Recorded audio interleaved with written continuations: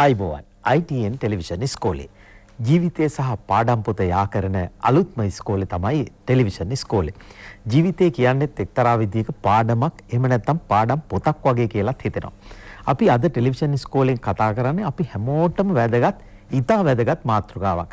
මේක පාඩම් පොතේ තියෙන අනිවාර්ය පාඩමක්, හැම දරුවෙක්ම ඉගෙන ගන්න ඕන පාඩමක්. ඒ වගේම අපට අප ගැන දැනගන්න තියෙන වටිනා විශේෂ ක්ෂේත්‍රයක් විවර වෙනවා මේ විෂය හරහා. අපි ඒ ගැන කතා කරමු. අපි කතා කරන්නේ ප්‍රවේණිය ගැන. ආවේනිය ප්‍රවේණිය ගැන අද ටෙලිවිෂන් ඉස්කෝලෙන් කතා කරනවා. මා කැමති අපේ විද්වත් මණ්ඩලය හඳුන්වා දෙන්නට අපේ ආරාධනෙන් අද ටෙලිවිෂන් ඉස්කෝලේට සහභාගී වෙනවා අපේ ගුරුතුමෙක් හැටියට ආරාධනා ලැබලා කැලණි විශ්වවිද්‍යාලයේ පුරාවිද්‍යා පශ්චාත් උපාධි ආයතනයේ ජ්‍යෙෂ්ඨ මහාචාර්ය රාජ් සෝමදේව සූරීන් ඉතා ගෞරවණීයව පිළිගන්නවා ආයිබෝවන් කියලා ටෙලිවිෂන් ඉස්කෝලේට. ඒ වගේම ශ්‍රී ජවන්තපුර විශ්වවිද්‍යාලයේ වෛද්‍ය පීඨයේ මහාචාර්ය රනිල් ද සිල්වා මහත්මයා ඉතා ගෞරවණීයව ආයිබෝවන් කියලා පිළිගන්නවා. එතුමා වෛද්‍ය විද්‍යාව පිළිබඳ මහාචාර්යවරයෙක් බව 아무තෙන් කියන්න දෙයක් නැහැ. ජීව විද්‍යා විශේෂ ක්ෂේත්‍රයේ අපේ රටේ ඉන්න ප්‍රකට ගුරුවරයෙක් හැටියට හඳුන්වා දෙන්න පුළුවන් තිස්ස ජනනායක මහත්මයා. එතුමා ශුද්‍ර ජීව විද්‍යාව පිළිබඳ උපාධිධාරියෙක්. ඒ වගේ මනෝ විද්‍යාවත් හදාරලා තියෙන ගුරුවරයෙක්. අපි ආවේනිය සහ ප්‍රවේණිය ගැන කතා කරන්නේ. ඔබට බාරයි පාඩම ආරම්භ කරන වැඩි.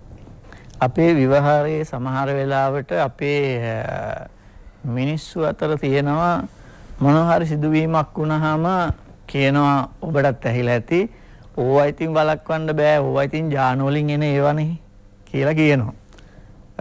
සමහර වෙලාවට කියනවා අප්පගේ හැටියට එපෑ පුතා, එහෙමත් කියනවා. ඉතින් ඒ වගේ මේ යෙදුම් ටිකක් අපේ තියෙනවා.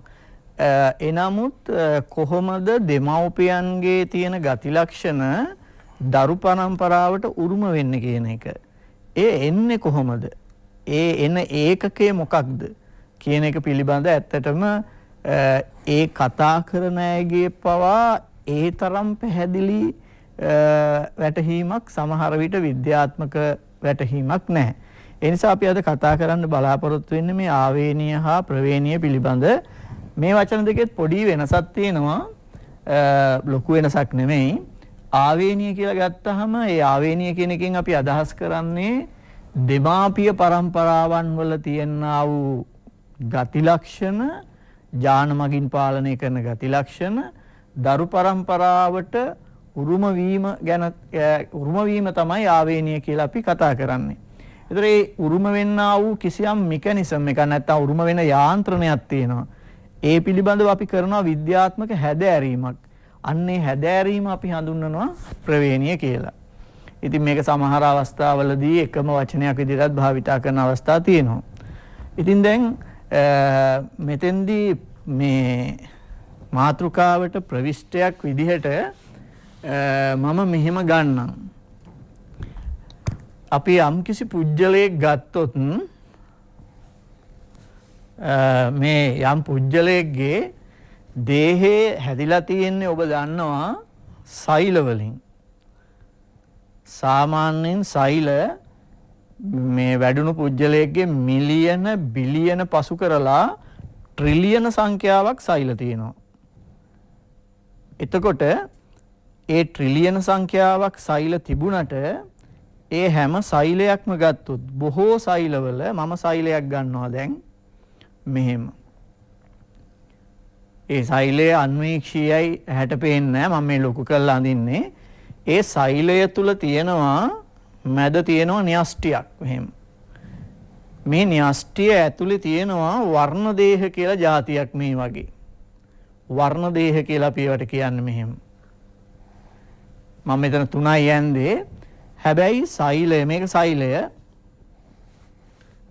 මේක ඇවිල්ලා න්‍යෂ්ටිය. මේ න්‍යෂ්ටිය ඇතුලේ තමයි වර්ණ දේහ තියෙන්නේ, ක්‍රෝමසෝම්.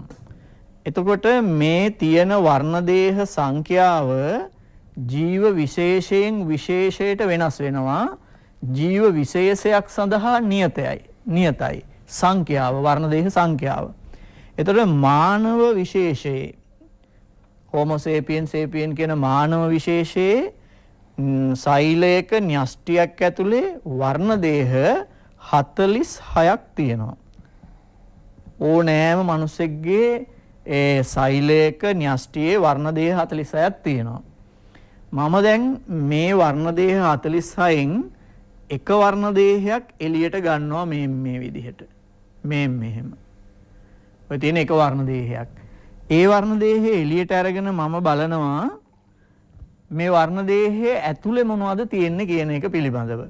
මෙහිදී ඔබ විශේෂයෙන්ම ඔබේ අවධානය යොමු කරන්න ඕනි. ඔබට මේ මිනිස්යාව පේනවා, සෛලය පේන්නේ අන්වීක්ෂීයයි. ඒක ඇතුලේ තියෙන න්‍යෂ්ටිය කොහොමත් අන්වීක්ෂීයයි. ඒක ඇතුලේ තියෙන වර්ණ දේහය ඊටත් වඩා අන්වීක්ෂීයයි. කුඩා ව්‍යුහ.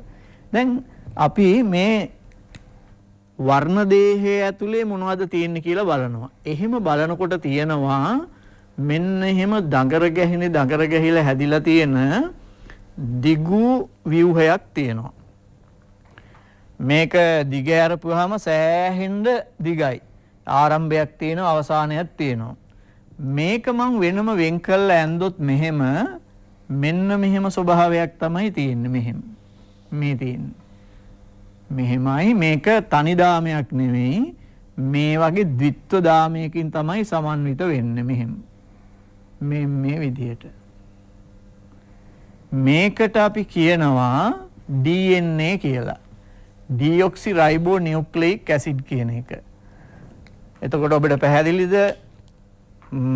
ජීවියා ඉන්නවා, සෛල තියෙනවා, ඒකේ න්‍යෂ්ටියක් තියෙනවා, න්‍යෂ්ටියේ වර්ණ දේහ තියෙනවා.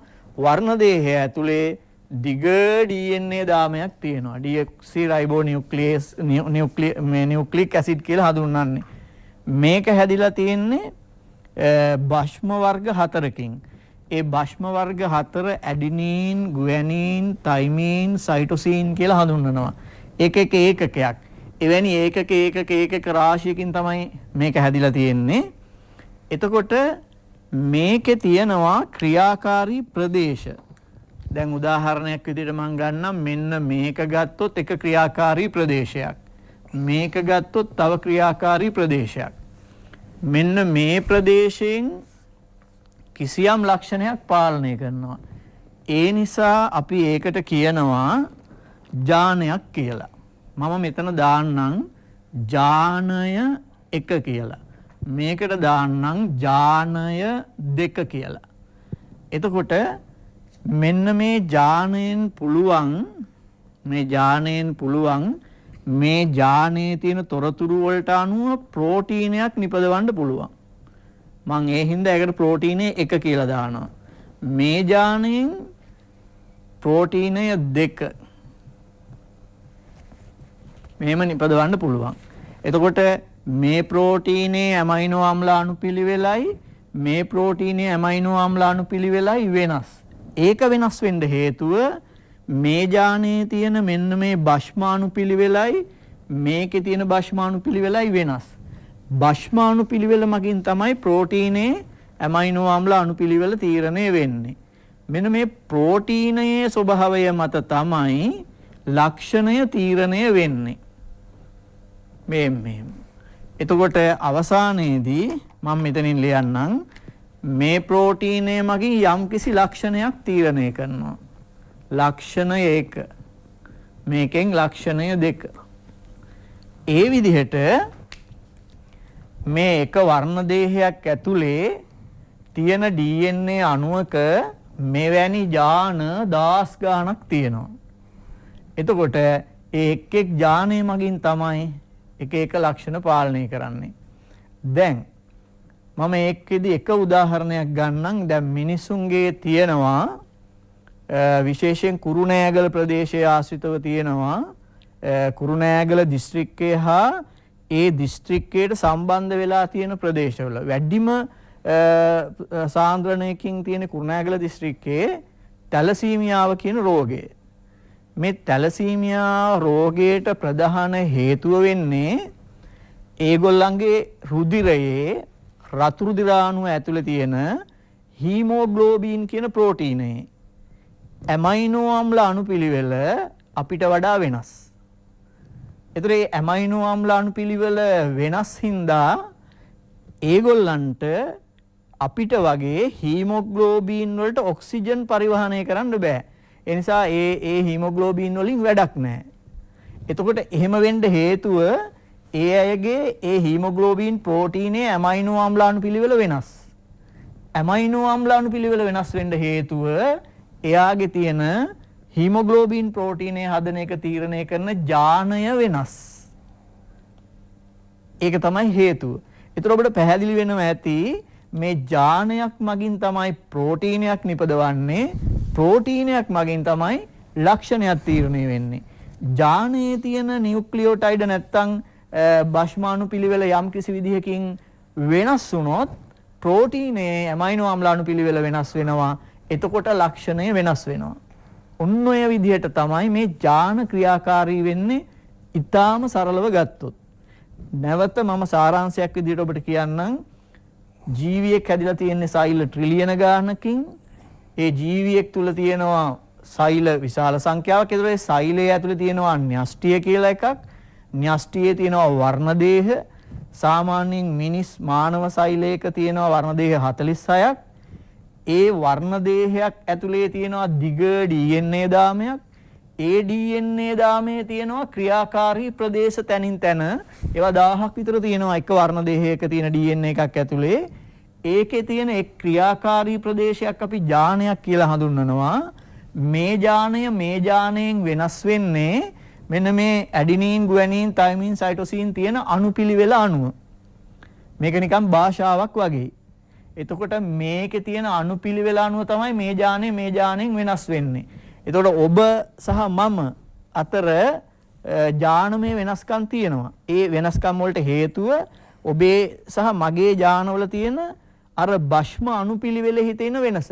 භස්ම වර්ග තියෙන්නේ 4යි. හැබැයි තියෙන අණුපිළිවෙල වෙනස් වෙන්න පුළුවන්. එතකොට ඒ එක ජානයක් මෙහෙම තියෙනවා කියලා අපි හිතුවොත් ඒ ජානය මගින් කිසියම් ප්‍රෝටීනයක් හදනවා. ප්‍රෝටීනයේ ව්‍යුහය තීරණය වෙන්නේ ඇමයිනෝ ආම්ල අණුපිළිවෙල අණුව. ඇමයිනෝ ආම්ල අණුපිළිවෙල තීරණය වෙන්නේ ජානයේ තියෙනා වූ භස්ම අණුපිළිවෙල අණුව. ප්‍රෝටීනයේ ව්‍යුහය වෙනස් වුණොත් ඒ ජීවියාගේ ලක්ෂණය සාමාන්‍ය තත්ත්වයට වඩා වෙනස් වෙනවා. ඒ අනුව අපේ ගොඩාක් ලක්ෂණ පාලනය කරන්නේ මොනවයින්ද? ප්‍රෝටීන වලින්. හැබැයි ප්‍රෝටීනයේ ව්‍යුහය තීරණය කරන්නේ ජානෙ මගින්. ඒ නිසා අපි කියනවා ජීවීන්ගේ පරම්පරාවෙන් පරම්පරාවට යන ප්‍රවේණික ඒකකය ජානය කියලා. එතකොට මම ඊළඟ පාර පැහැදිලි කරන්නම්. දැන් මේ ජීවියාගෙන් ඊළඟ පරම්පරාවට එයා ගාව තියෙන ජාන යන්නේ කොහොමද කියලා. දැන් මම මේ පැහැදිලි කරේ ජානය කියන්නේ මොකද්ද?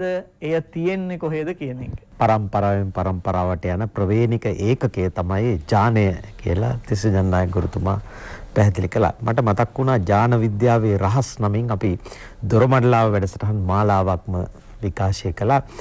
ඒ වැඩසටහන් වලට සහභාගී වෙච්ච සම්පත්ධාරීන් අතර හිටියා මානව ජාන පද්ධතිය සම්පූර්ණයෙන්ම අනාවරණය කරගන්නට ලෝකේ ඇමරිකා එක්සත් ජනපදයේ පත් කළ පර්යේෂණ කණ්ඩායමක් මානව ගෙනෝම ව්‍යාපෘතිය Human Genome Project එකට ඇමරිකා එක්සත් ජනපදයේ ඩොලර් බිලියන ගාණක් වැය කරලා විශාල ව්‍යාපෘතියක් ක්‍රියාත්මක කළා. බොහෝ දෙනෙක් නොදැන සිටි කාරණාවක් තමයි මේ පර්යේෂණ කණ්ඩායමේ ලංකාවේ විද්වත් කාන්තාවක් හිටියා. ඒ තමයි මහාචාර්ය ප්‍රීති ගුණරත්න හියුස්ටන් විශ්වවිද්‍යාලයේ මහාචාර්යවරියක්.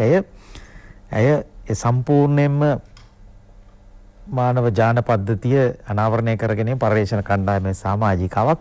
ඇය කීපවරක්ම දොරමඩලාවට සහභාගී වුණා ලංකාවට ආපු අවස්ථාවල අපේ ප්‍රධාන සම්පත්ධාරණිය.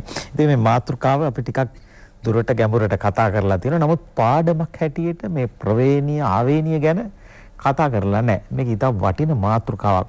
අපේ ලෙඩ රෝග, අපේ සෞඛ්‍ය පද්ධතිය, අපි ළඟ තියෙන බොහෝ දේවල් වල රහස්, අභිරහස් හැංගිලා තියෙන්නේ මේ විශේෂ ක්ෂේත්‍රය තුල වෙන්න පුළුවන්. වෛද්‍ය විද්‍යාව පිළිබඳ මහාචාර්යවරයෙක් ඉන්නවා රනිල්ද සිල්වා මහත්මයා. දැන් මේ රාමුවේ පෙන්눔 කරනවා අපි ජාන සම්බන්ධව ලෙඩ රෝග. ඇත්තටම මේවා සාමාන්‍යයෙන් අඩුවෙන් හැදෙන්නේ. මේකෙන් බැලුවොත් පේනවා ලෝකේ මිලියන 400කට මේ ලෙඩේ තියෙනවා. ඒ කියන්නේ අපේ ජනගහනය මිලියන 20යි. එතකොට 20 වැඩි කිරීම 20ක් තමයි මෙච්චර ජාන සම්බන්ධව ලෙඩ රෝග තියෙනවා. එයින් අත වශයෙන්ම 50%ක්ම ළමයි. ලයිෆ් බොයි ෂැම්පූ ලෙද කිරි ප්‍රෝටීන් සහ මල්ටිවිටමින් හිස කෙස් මුල සිට පෝෂණය කර ශක්තිමත් කරයි.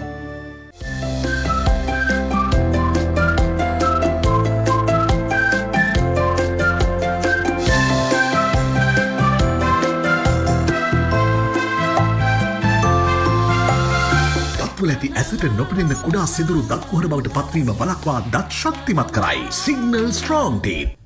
අන්තිමේදී පොඩ්ඩක් මේක විශ්ලේෂණය කරලා බලනකොට මේ ළමයින්ගෙන් 35% පළවෙනි අවුරුද්දේ මැරෙනවා. අවුරුදු 5ක් ඉන්නේ 30%යි. එතකොට දැන් එහෙමනම් අපේ වගේ රටක මේ විදිහට ජානවලට කොයි වගේ තනක්ද තියෙන්නේ. ජාන ලඩක් හැදුණුතින් අපි කොන් කරලා දාලා ඒගොල්ලන්ට කරන්න දෙයක් නැහැ කියලා මෙතුමා කිව්වා වගේ අපි එහෙම සමාජයක කතාවක් තියෙනවා. අපි එහෙම කරනවද නැත්නම් අපි මොකද කරන්නේ? දැන් අපි අත් වශයෙන්ම පටන් ගත්ත ජෙනටික් ටෙස්ටිං. ලංකාවේ පළවෙනිම දැනටමත් නුමිලේ ජෙනටික් ටෙස්ටිං කරන්නේ මගේ යුනිට් එකෙන් ජෙනටික් යුනිට් එකෙන් අපි ලෙඩුන්ගේ ජීන්ස් අරගෙන ටෙස්ට් කරනවා. ඇයි අපි ජෙනටික් ටෙස්ටිං කරන්නේ? කෙනෙකුන් අහන්න පුළුවන් මේකට බෙහෙත් නැත්තම් ඇයි අපි එහෙම කරන්නේ කියලා. එතකොට මෙතනින් මම කියලා තියෙනවා පළවෙනි එක මේක තමයි ගෝල්ඩ් ස්ටෑන්ඩඩ් එක. කිසිම ජාන මේ ලෙඩක් අපිට MRI එකකින්වත් එහෙම නැත්තම් වෙනම ක්‍රමයකින්වත් හොයාගන්න බෑ. හොයාගන්න පුළුවන් එකම එක ස්ථීර වශයෙන් කරන්න පුළුවන් බයොප්සි එකකින්වත් එහෙම නෙමෙයි ජෙනටික් ටෙස්ටිං එකක් කරලා ඒක තමයි කියන්න පුළුවන් මේක තියෙනවා නම් මේ අපිට අනිවාර්යයෙන්ම තියෙනවා කියලා. එතකොට අපි එහෙම ජෙනටික් ටෙස්ටිං එකක් කරලා අපි හොයාගත්තට පස්සේ අපි මොනවද කරන්නේ? මේ අපි ජයවර්ධනපුර විශ්වවිද්‍යාලයේ කාට හරි අත් වශයෙන්ම මේ හැම ජෙනටික් ටෙස්ට් එකම කරන්නේ මේ තියෙන ජෙනටික් ටෙස්ටිං අපි කරනවා. එතකොට මේ දුරකථනයේ අන්තයට හරි අපිට ඊමේල් එකක් එවලා අපෙන් මේවා ගැන අහන්න පුළුවන්. කිසිම විදිහකට අපි මේවාට මුදල් අය කරන්නේ සම්පූර්ණයෙන් නිකන් කරන්නේ. දැන් සාමාන්‍යයෙන් 10 ගාණක් යනවා ජෙනටික් ටෙස්ට් එකක් මේ පිටින් කරගන්න. අපි මේ ජෙනටික් ටෙස්ටිං කරලා තියෙන කට්ටියගේ විශේෂයෙන්ම අපිට පේන දෙයක් තමයි මේගොල්ලන්ට ඇවිදීමේ අපහසුතාවල් තියෙනවා. එතකොට අනිත් එක තමයි අපි කරන්නේ අපි ක්ලිනික්ස් ලංකාවේ මාසෙකට සැරයක් හැමතැනම කරනවා. අපි ගාල්ලේ කරනවා. ඒ කියන්නේ එතන ඉන්න නියුරොලොජිස්ට් ડોක්ටර් අපිට ලෙඩ්ඩු එවනවා. ඊට පස්සේ කුරුණෑගල කරනවා. NHSL එකේ ජයවර්ධනපුර අපි මේ අන්තිමටම මේ කොරෝනා වසංගතයට ඉස්සෙල්ලා ජාපනයේ කෙරුවා. මේ ජාපනයේ මේ අපි මේ කරනකොට විශාල ප්‍රමාණයක් මේ නිග්ලෙක්ට් වෙලා පැත්තකට දාලා තිබුණ ලෙඩ්ඩු ප්‍රමාණයක් විශාල ප්‍රමාණයක් අපිට හම්බෙලා තියෙනවා. දැන් අපි මේකෙන් බලාපොරොත්තු වෙන්නේ මොකද්ද? ඇයි මේ විදිහට වෛද්‍ය විද්‍යාවේ අපි ජෙනටික්ස් කරන්නේ? දැන් මෙතනින් මම පෙන්눔 කරනවා මේ ස්ලයිඩ් එකෙන් ඇයි අපි මේ වගේ ජෙනටික් ටෙස්ටිං කරන්නේ? අපි පළමුවෙන්ම human genetics කියන්නේ මෙතුමා කිව්වා වගේ තැලසීමියා, ඒ වගේම සිකල් සෙල් ඩිසීස්, ඒ වගේම ලේ ගැලවීම තියෙනවා එක එක ලෙඩ. ඒ ඔක්කොම කරන්න පුළුවන් එක ක්‍රමයක් තමයි අපේ මේ human genetics වලින්. දෙවෙනි එක තමයි අපි දන්නවා හොරු අල්ලන්න. ලේ බිඳුවක් තිබිලා, කෙස් ගහක් තිබිලා ඒකත් ජාන මාර්ගයෙන් හොයාගෙන ගිහිල්ලා හොරාව අල්ලන්න පුළුවන්. ඒ වගේම සමහර අවස්ථාවලදී ළමයෙකුගේ පියා කවුද කියලත් මේ ඒකට මේවා ඔක්කොම ෆොරෙන්සික් මෙඩිසින් පැත්තට යනවා. දැන් අපි වෛරොලොජි පැත්තට ගත්තොත් වෛරස් ගැන ඒ වගේත් මේ වගේ DNA තියෙනවා. ඒතකොට මේ DNA පාවිච්චි කරලා තමයි දැන් අපි දන්නවා කොරෝනා වෛරසය ගැන. ඒකටත් සම්පූර්ණයෙන්ම මේ RNA පාවිච්චි කරලා DNA පාවිච්චි කරලා වෛරස් වලත් අපිට සම්පූර්ණයෙන්ම මේ රෝග ලක්ෂණේ තියෙනවා කියලා ස්ථිරවම කියන්න පුළුවන්. ඒ වගේම දැන් අපි තව ඉස්සරහට ගිහිල්ලා තියෙනවා මේ කැන්සර්ස් වගේ තියෙනවා. ඒ කියන්නේ බ්‍රෙස්ට් කැන්සර්, ඒ වගේ ප්‍රොස්ටේට් එකේ කැන්සර් මේක. ඒතර මේ වගේත් අපිට පුළුවන් වෙලා තියෙනවා මේ DNA පාවිච්චි කරලා මේව හොයාගන්න. දැන් තව එකක් තමයි මේ අන්තිම වර්ෂයෙන් මම කියන්න යන්නේ මේ හොයාගත්ත ඒ DNA ප්‍රමාණය අනුව අද සම්පූර්ණයෙන්ම වෙනස් වෙලා තියෙනවා මේ ලෝකේ. ඉස්සර අපි මෙඩිකල් ස්ටුඩන්ට්ස්ලා කාලේ ඉන්සුලින් හැදුවේ අපි දන්නව කොහොමද කියලා. සත්තුන් ගෙනුයි එක එක වකාමෙන්. අද ඉන්සුලින් එක ලැබ් එකක ඉන්සුලින් හදනවා. කොහොමද? ජීන් එක ගත්ත ඒකේ DNA බැලුවා. ඒවා රීකම්බයින්ඩ් ටෙක්නොලොජි මම තව ඉස්සරහට පෙන්නන්නම් කෙරුවා කරලා හැදුවා. එතකොට දැන් අපි ගොඩාක් බෙහෙත් අපේ ඇඟේ අඩු ඒවා අපේ හෝමෝන් අඩු වෙනවා growth hormone ඒ වගේ වර්ධනය වෙන හෝමෝන් මේ හැම දෙයක්ම හදන්න පුළුවන් වුණා මේ DNA මෙතුමා කියපු ඒ DNA ඒ බේස් පෙයාර් ටික ඉගෙන ගත්තා නම් ඒ හදන ප්‍රෝටීන් එක මොකක්ද කිව්වනම් ලෝකයේ සම්පූර්ණයෙන්ම වෙනස් තැනකට ගෙනාවා. එතකොට ඊට පස්සේ දැන් ආචාර්යතුමා කතා කරලා පෙන්නයි මේ ටික මම වැඩි කතා කරන්නේ ඔය කොහොමද ඥාන එක එක විදිහට අම්මගෙන් තාත්තගෙන් යන්නේ සමහර પરම්පරාවල නැති වෙන්නේ ඒ ටික එතුමා කියලා දුන්නට පස්සේ මම එතනින් පටන් ගන්නවා. හැබැයි මට එකක් කියන්න ඕන ඥාන කියන එකෙන් හැදෙන ලෙඩ වලට විශේෂයෙන්ම දැන් ජීන් තෙරපි ඇවිල්ලා තියෙනවා. විශාල රිවොලූෂන් එකක් මේ ලෝකේ වෙලා තියෙනවා. තාක්ෂණය ඉස්සරහට ගිහිල්ලා තියෙනවා. අපි ජයවර්ධනපුර විශ්වවිද්‍යාලයෙන් අපි ඉස්සෙල්ලාම පටන් ගත්ත දෙන්න නිකන් ජෙනටික් ටෙස්ටිං එකක්. ඒ ටෙස්ටිං එක කරන්නේ නැතුව අපිට කවදාවත් බෙහෙත් දෙන්න බෑ. දැන් ඒක හරියට අපි සාමාන්‍යයෙන් යුරින් ඉන්ෆෙක්ෂන් එකක් තියෙනවා මුත්‍රාවල.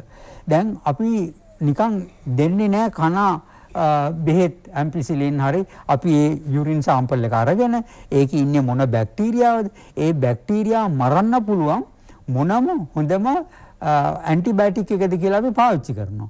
දැන් මෙතන ඊට එහාට ගිහිල්ලා හැම ලෙඩේටම හැම ජීන් තෙරපි මේක දෙන්න බෑ.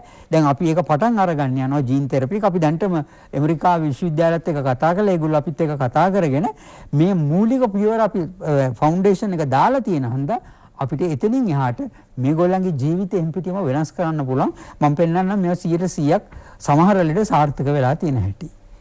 ලයිෆ් බොයි ෂැම්පූල ඇති කිරි ප්‍රෝටීන් සහ මල්ටිවිටමින් හිසකෙස් මුල සිට පෝෂණය කර ශක්තිමත් කරයි.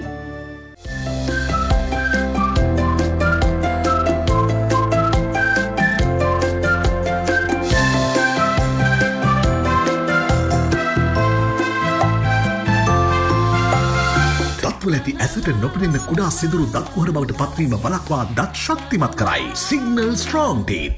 පුද්ගලයාගෙන් පුද්ගලයාට රෝගයේ ස්වභාවය වෙනස් වෙන්න පුළුවන්. ඔය කොරෝනා වෛරස් එක උනත් කෙනාගෙන් කෙනාට වෙනස්. ඉතින් ප්‍රතිකාර කරද්දිත් ඔක්කොටම එකම බේත දීලා හරියන්නේත් නැහැ. එකම මාත්‍රාවෙන් දීලා හරියන්නේත් නැහැ. පුද්ගලයාගෙන් පුද්ගලයාට දෙන මාත්‍රාව වෙනස් වෙන්න පුළුවන්. ප්‍රමාණය වෙන ඖෂධය වෙනස් වෙන්න පුළුවන්. හැබැයි ඉතින් මෙහෙම වෙදකමක් මෙහෙ තිබුණා. අපේ වෙදකමේ දේශීය වෛද්‍ය සම්ප්‍රදායේ ලක්ෂණය තමයි රෝගියාගෙන් රෝගියාට දෙන ප්‍රතිකාරය වෙනස්. නාඩි බලලා ඔක්කොම බලලා පරීක්ෂා කරලා ඒ අනුව තමයි මාත්‍රාව වෙනස් කරනවා වෙද මහත්තුරු. බලපුවම ඒ වෙදකම මෙහි තිබුණා. ඥාන පරීක්ෂණ මගිනුත් එවැනි ක්‍රමයක් තමයි යෝජනා කරන්නේ. පුද්ගලයාගෙන් පුද්ගලයන්ට ඥාන පරීක්ෂණ කරලම ප්‍රතිකාර කරන ක්‍රමය. හොඳයි අපි ආවේනීය ප්‍රවේණීය ගැන කතා කරනවා. අපි බලමු පුරාවිද්‍යාව පිළිබඳ ජ්‍යෙෂ්ඨ මහාචාර්යවරයෙකුට ආවේනීය ප්‍රවේණීය ගැන කියන්න තියෙන මොනවද කියලා මහාචාර්යතුමා. දැන් අද වැඩසටහනේ අපි අවධානය යොමු කරලා තිබෙන්නේ මුළුමනින්ම ජීව විද්‍යාත්මක කාරණයක් සම්බන්ධයෙන්. මොකද ඥාන තාක්ෂණය සහ මානව සෛලය මේක අයිතිවන්නේ ජීව විද්‍යාත්මක සහ වෛද්‍ය විද්‍යාත්මක ශාස්ත්‍රයට. එතකොට මේ අදහස මේ ඥානය සම්ප්‍රේෂණය වීම ඥානය විකෘති වීම ආදී නොයෙකුත් ක්‍රියාපටිපාටි ඔස්සේ තමයි මේ මනුෂ්‍යයාගේ කාය රූපය වර්ධනය වුණේ. දැන් අපි දන්නවා අපි මීට අවුරුදු මිලියන 3කට පමණ උඩදී අපේ ප්‍රභවයේ තිබෙන්නේ වානර පවුලකට. අපි දන්නවා අප්‍රිකානු චිම්පන්සියාගෙන් තමයි මේ මානව පවුල විකාශය වෙන්නේ කියන එක තමයි මොකක්ද පුරා අස්ති විද්‍යාව පැලියොන්ටොලොජි කියන විෂය ශාස්ත්‍රය ඒක පුරා විද්‍යාවේ ප්‍රධාන කොටසක් සොයාගෙන තහවුරු කරලා තිබෙනවා. එතකොට අපි දන්නවා මේ උසස් පෙළ හදාරන දරුවෝ අහලා තියෙනවා මේ මිනිසුන් මේ දියුණු වීම සම්බන්ධයෙන් මූලික න්‍යාය ඉදිරිපත් කළේ චාල්ස් ඩාවින් කියන ස්වභාව විද්‍යාඥයා කියන කාරණේ. ඔහු 1859 මට මතක හැටියට සත්වයන්ගේ සම්භවය කියන The Origin of the Species කියන කෘතිය ප්‍රකාශයට පත් කළා. ඔහු ගැලපගෝස් කියන දූපතට ගිහිල්ලා බීගල් කියන නැවේ නැගලා ඒ ගැලපගෝස් දූපතේ තිබෙන සතුන්ගේ විවිධත්වය වාර්තා කළා අධ්‍යයනය කළා ඒ නියැදී නැවත එංගලන්තයට එන වෙලාවේ ඒව අරගෙන ඇවිල්ලා කේම්බ්‍රිජ් විශ්වවිද්‍යාලේ ඔහු මේවා ගැන පර්යේෂණ කළා. ඔහු තේරුම් ගත්තා ඒ වෙනකොටත් හසන්ත ලෝකේ තිබුණේ මේ සත්තුන්ගේ මිනිසුන්ගේ බිහිවීම පිළිබඳව මේ තිබුණේ ආගමික පැහැදිලි කිරීමක්. ඒ කියන්නේ ලෝකයේ මැවීමක් මිනිසා මැවීමක් ලෝකයේ මැවීමක් කියන අදහස. ඒතර ඩාවින්ට කලින් මේ මනුෂ්‍යයා සහ සත්තු සහ ශාක දීර්ඝ ගමනක යෙදිලා මේ අද ඉන්න තත්ත්වයට පරිණත වුණයි කියන අදහස ලෝකේ ඇති වෙමින් තිබුණා. නමුත් චාල්ස් ඩාවින් තමයි මේක ඉදිරියට ගෙනල්ලා පැහැදිලි කරේ මනුෂ්‍යයන් සහ සතුන් පමණක් නෙමෙයි ඇතම් ශාක මේ ජීවයේ තියෙන සියලු දෙයක්ම දීර්ඝ කාලයක් තිස්සේ ගමන් කිරීමෙන් වෙනස් වීමෙන් විකෘති වීමෙන් සහ නොයෙකුත් පරිවර්තන වලට ලක්වීමෙන් තමයි අද මේ තත්ත්වයට ඇවිල්ලා තියෙන්නේ කියලා. දැන් මේක මෙතනදී වැදගත් වෙන්නේ ඇයි? ඩාවින් එදා දැක්කේ නැහැ යානයක් ගැන. ඔහු යාන ගැන කතා කළේ නැහැ ඒ වෙලාවේ. ඔහුට ඒ වගේ තාක්ෂණයක් දැනුමක් තිබුණේ නැහැ. නමුත් ඔහු පැහැදිලි කරපු දේ තමයි ඔහුගේ නිරීක්ෂණ ඔහු විශේෂයෙන්ම ගැලපගෝස් දූපතට ගිහිල්ලා ඔහු ඒ දැකපු නිරීක්ෂණ අනුව පැහැදිලි කරපු දේ තමයි මේ ජීවීන් ඊටම සරල තත්වයක ඉඳලා සංකීර්ණ තත්වයට පරිවර්තනය වුණා කියන කාරණේ. ඒකෙදි ඔහු පැහැදිලි කරා මේ උසස් පෙළ මං හිතනවා උසස් පෙළ පන්තිවල ඒ කාරණා ඉගෙන ගන්නවා කියලා දරුවෝ ඩාවින් කරුණු දෙකක් පැහැදිලි කරා. ඒ කියන්නේ සතුන් මේ ඉදිරියට ගමන් කරගෙන යන්නේ තව මොහොතකින් අපේ තිස්ස ජනනායක ගුරුතුමා එක පැහැදිලි කළා දෙයි කොහොමද ලක්ෂණ ජනිතයාගෙන් තවත් කෙනෙකුට පරිවර්තනය වෙන්නේ දෙමව්පියන්ගෙන් දරුවන්ට යන්නේ ඒක පැහැදිලි කළා දෙයි. එතකොට ඩාවින් ඥාන ගැන කතා නොකලත් ඔහු කිව්වේ අද මේ ඥාන විද්‍යාවේ සාකච්ඡාවට ලක් කරන ප්‍රධාන સિદ્ધාන්තයම තමයි. ඔහු මොකද කිව්වේ මේ සතුන් ඉදිරියට යන පදනම් දෙකක් තියෙනවා. එකක් මේ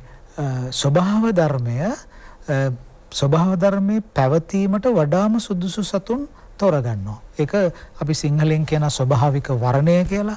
ඒකට උචිතෝන්නතිය කියලා වචනයක් තියෙනවා උගන්වනකොට. ඒ අපි ඉංග්‍රීසි භාෂාවෙන් natural selection කියලා කියනවා.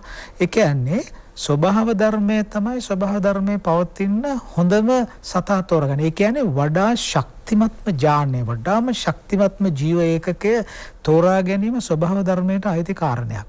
ඒක එක නිර්ණායකයක් මේ ඥාන සහ මේ සියලුම ජීව සතුන් ඉදිරියට යන එක. දැන් මම මේ වෙලාවේ මහන්සි ගන්නේ මේ හසන්ත ඒ ජීව විද්‍යාත්මක න්‍යාය මූලධර්ම පැහැදිලි කරන්න නෙමෙයි. මගේ විෂය අතීතය ගැන කල්පනා කිරීම.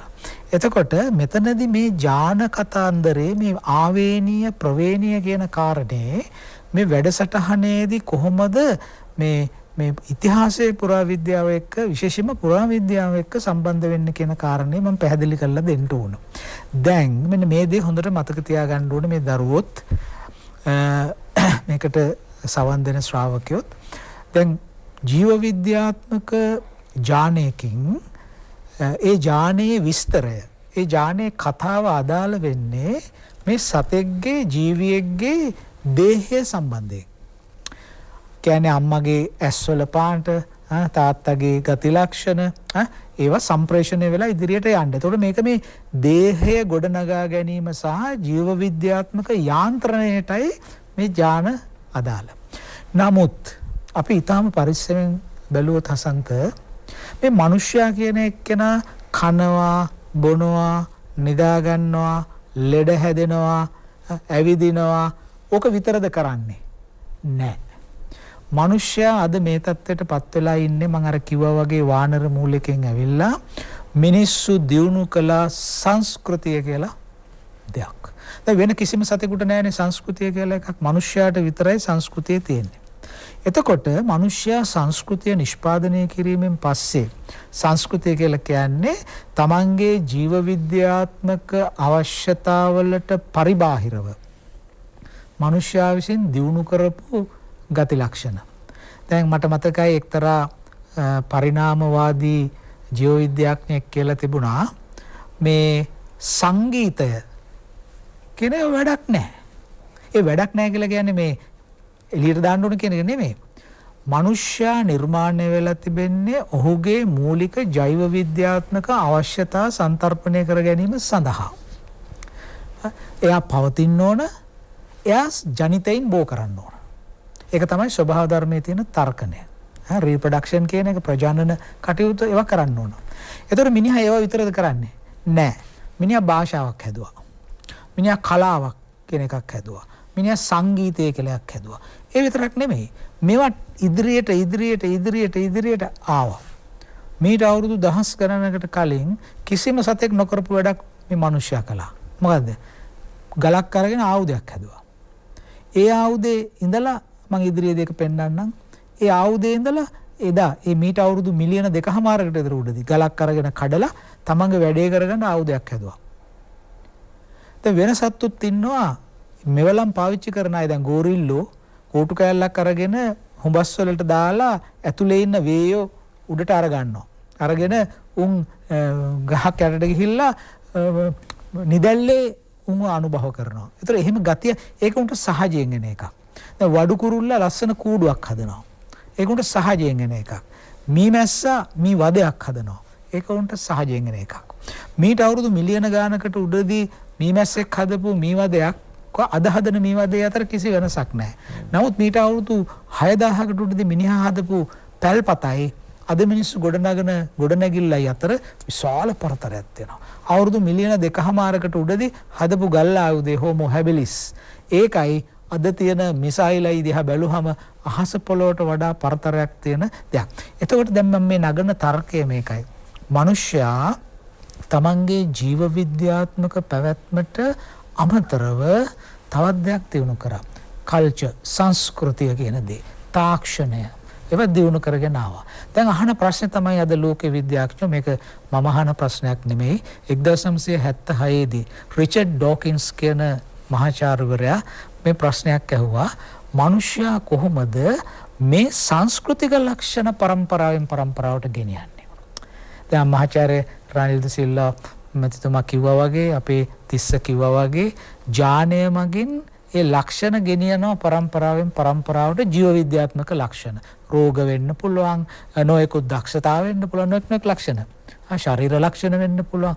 දැන් රිචඩ් ඩොකින්ස් 976 දී ඔහු ලිව්වා ඊටම අග්‍රගන්නේ පොතක්. මේ ලෝකේ කියන බෙස්ට්සෙලර් එක ඒ කාලේ හොඳටම විකිණිච්ච පොත The Selfish Gene ආත්මාර්ථකාමී ඥානය. ඒක තමයි ඔහුගේ පොතේ නම. ඉතින් ඩොකින්ස් මොකද්ද කියන්නේ? මේ ඥානය අතිශය ආත්මාර්ථකාමී. මනුෂ්‍ය ඥානය තිස්ස ඩොකින්ස් කියන්නේ මේක. මේක selfish gene එකක්. මොකද මනුෂ්‍යයා දැන් ඩාවින් කියවනේ ස්වභාවික වර්ණය. දෙවෙනි කාරණේ තමයි ප්‍රවේණියෙන් ලක්ෂණ පරිවර්තනය වීම. අර ස්වභාවික වර්ණය කියන්නේ අතිශය තරඟකාරී දෙයක්. අපි දන්නවා කෞටිල්‍යගේ අර්ථ ශාස්ත්‍රයේ තියෙන මත්ස්‍ය න්‍යාය කියලා. බලවන්තයා ඇවිල්ලා කුඩා එක්කෙනා අනුභව කරනවා. ඒතර ස්වභාව ධර්මයේ තියෙන තරඟය. ඒ නිසා මිනිසුන් නිර්මාණය වෙලා තිබෙන්නේ තරඟකාරී වීම සඳහා. මිනිසුන් නිතරම තරඟකාරී.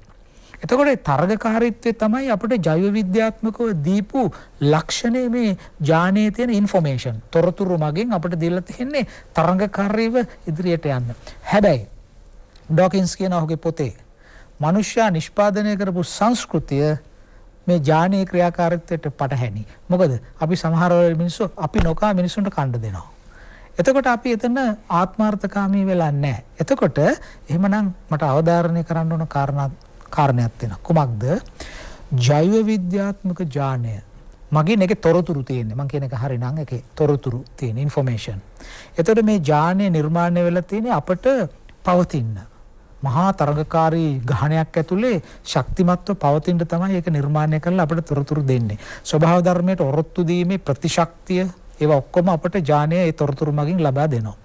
නමුත් සංස්කෘතිය කියලා කියන්නේ ඒකත් අපි පරම්පරාවෙන් පරම්පරාවට අරගෙන ගියා. හෝමෝ හැබිලිස් ගල්මෙවලමක් හැදුවම ඒ ගල්මෙවලම දියුණු කරා ඊට පස්සේ හිටපු හෝමෝ ඉරෙක්ටස්. හෝමෝ ඉරෙක්ටස් හදපු ඇෂූලියන් වගේ ඊටාම කාර්යක්ෂම ගල්මෙවල දියුණු කළා හෝමෝ නියන්ඩර්තාලෙන්සිස්. හරි. එතකොට එහෙමනම් ජෛව ලක්ෂණ යන්නේ ඥානය හරහා. සංස්කෘතික ලක්ෂණ මොකේද යන්නේ? ඒක ඩොකින්ස් ඇහුවා. අල ඔහු කිව්වා මේ සංස්කෘතික ලක්ෂණ පරිණාමය වෙන්නේ සංස්කෘතික ලක්ෂණ පරම්පරාවෙන් පරම්පරාවට යන්නේ මීම් කියන මිමෙටික් අනුකරණය. එතන මනුෂ්‍යයාගේ මොළය තුල තියෙන මීම් කියන ලක්ෂණය කියලා ඔහු සමාන ලකුණක් දානවා. සංස්කෘතියේ තිබෙන මේ මීම් කියන ලක්ෂණය අනුකරණය ජෛව විද්‍යාවේ තියෙන ඥානයට සමානයි. ඥානය පුද්ගලයෙක් තුල තියෙන ජෛව විද්‍යාත්මක ලක්ෂණ සම්ප්‍රේෂණය කරනවා වගේම මනුෂ්‍යයා විසින් නිෂ්පාදනය කරපු සංස්කෘතිය පරම්පරාවෙන් පරම්පරාවට පුද්ගලයාගෙන් පුද්ගලයාට සම්ප්‍රේෂණය කරන ජෛව විද්‍යාත්මක ඥානයට සමාන දෙයක් තියෙනවා. ඒක හඳුන්වනවා සංස්කෘතික මීම් කියන වචනේ ගත්තොත් එහෙම ඒක අනුකරණ ඉමිටේෂන් කියන එක. අපි දන්නා කුඩා දරුවෝ කොයිතරම් අනුකරණය කරනවද? දැන් අපි දන්නවා අර මේ පූසියක් ගත්තොත් එහෙම ඇයගේ පැටවුන්ට වලිගේ වනලා ඉලක්ක ගන්න උගන්වනවා නොඑක් දේවල් කරනවා. ඒතර මේ දැනුම සම්ප්‍රේෂණය කරනවා සංස්කෘතිය සම්ප්‍රේෂණය කරනවා. ඒ නිසා අද ලෝකේ රිචඩ් ඩොකින්ස් පමණක් නෙමෙයි ඊට පස්සේ හුඟක් විද්‍යාඥයෝ මේ මීම් කියන ගතිය අනුකරණාත්මක ලක්ෂණය ගැන සාකච්ඡා කරලා තියෙනවා. අද කියනවා කල්චර් ජීන් කෝඑවලූෂන් කියන එක. සංස්කෘතිය හා ඥාන සමාන්තරගත පරිණාමය කියන අදහස අද ලෝකේ සාකච්ඡා කරන්න පටන් ගන්න තියෙනවා. ආවේනීය ප්‍රවේනීය පිළිබඳව පාඩම් මාලාවක් ඔබේ පාඩම් පොතේ තියෙනවා. මේක සාමාන්‍ය ප්‍රාථමික පන්තිවල ඉඳලා එක ස්වරූපයකින් මේක පටන් ගන්නවා. මූලික අවස්ථා පටන් ගන්නවා. හැබැයි සාමාන්‍ය පෙළ උසස් පෙළ දක්වා යනකොට ගැඹුරට යනවා මේ විෂය. හැබැයි ඔබට විභාගෙට ප්‍රශ්න එනවම තමයි. පිළිතුරු ලියන්න ඕනේ. අද මේ ටෙලිවිෂන් ඉස්කෝලේ වැඩසටහන අහගෙන හිටියොත් හොඳ පිළිතුරු ටිකක් ලියා ගන්න පුළුවන්. ප්‍රශස්ත මට්ටමේ පිළිතුරු ටිකක් ලියලා වැඩි ලකුණු ලබා ගන්නට උදව්වක් වේවි. හැබැයි ඊට වඩා ජීවිතය ගැන ඉගෙන ගන්නට, අපි කවුද කියලා හඳුන ගන්නට, අපේ සෞඛ්‍යය ගැන, අපේ පරම්පරාවෙන් පරම්පරාවට අරගෙන ආපු දේවල් ගැන, අපේ මුතුන් මිත්තන් ගැන, අපේ උරුමය ගැන දැනගන්නට ආවේනීය ප්‍රවේනීය ගැන ඉගෙන ගන්න එක වටිනවා. මට අවසර දෙන්න පාලක මැදිරියට යන්න පණිවිඩ කිහිපයක් සඳහා. ලයිෆ් බොයි ෂැම්පූල ඇති කිරි ප්‍රෝටීන් සහ මල්ටිවිටමින් හිසකෙස් මුල සිට පෝෂණය කර ශක්තිමත් කරයි.